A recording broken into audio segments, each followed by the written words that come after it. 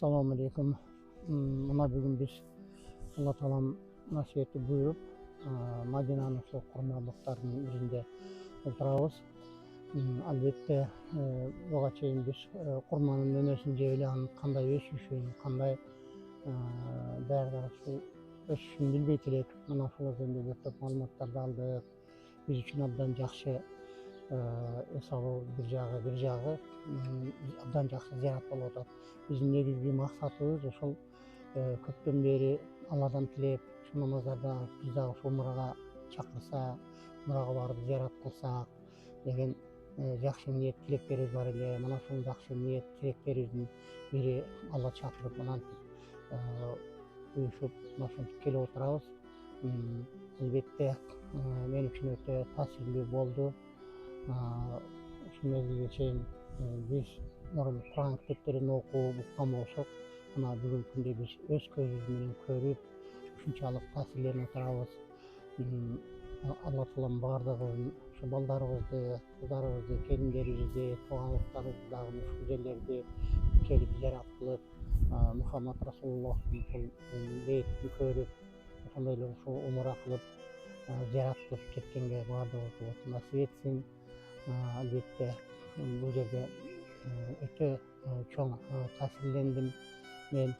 Бул жердеги ушул келген дүйнө жүзү боюнча келип аткан мусулман пенделерин көрүп, ушунчалык ушул мусулмандардан ушул умрага болгон, Мединеге болгон кызыгуусун көрүп, ушунчалык биздин динибиз ушунчалык таза, ушунчалык бийик экендигине мен ынандым. Мына ушул келген бүт бардык ушул зияратчылардын негизги эле максаты бул жерде мындай бир эл көрүп же болбосо мындай жер көрүү эмес экендигин, бул жерде негизги максат ушул Аллага сыйынып, Алланын бергендериге шүкүр келтирип, ошол Мухаммад Расулуллах пайгамбарыбыздын жаткан жерлерин зиярат кылып, көрүп, жакшы тилек максаттар менен келе тургандыгын мен түшүндүм. Бир 3-4 балаңды башкарыш кыйын да.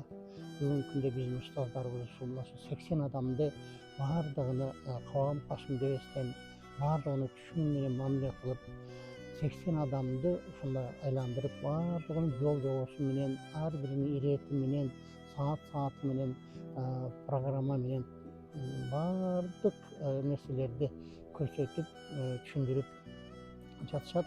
Равшанбек ажыбыз менен ошол Аскарбек ажыбызга мен жалпы эле ошол бүгүнкү зиyaratка келген жамааттын атынан өзүмдүн чоң рахматымды айтып, Алладан тилеп кетем. Ошол эки жигитке дагы Алла Таалам эмне максат тилектерин кылса, максат тилектерине орундатсын. Көптөгөн зиyaratчыларды алып келип, ошол көрсөтүп, түшүндүрүп, жакшы ниет максаттарына жете берсин.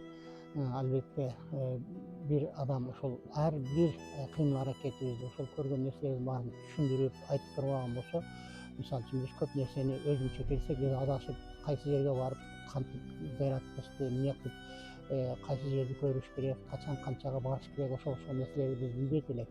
Мына ушулардын баардыгыны биринин аркасынан бирин качан, кайсы маалда, кайсы жерге барып зиярат кылуунун баардыгын төкпөй чачпай түшүндүрүп берген үчүн биз үчүн абдан оңой болду, биз үчүн абдан жакшы болду. Биз эгерде ошо эки устазыбыз болбогондо, биз жөн эле келип эле мындай көрүп эле кай жерге барып эмне кылышты билбей эле вот эметип кетпиз да. Ошондой себеби дегенде биз бирдекиде келип көрбөсөң, мындай нерсени башынан өткөрбөсөң билбейсиң.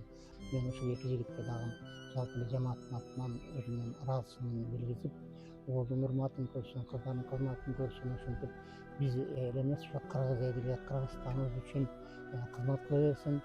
Биздин тилегенибиз ошол үй бүлөбүздөн, тууган уруктардан сырткарыдан ошо Кыргызстаныбызга дагы молчулук болсун, токчулук болсун, тынччылык болсун деп тилеп атабыз.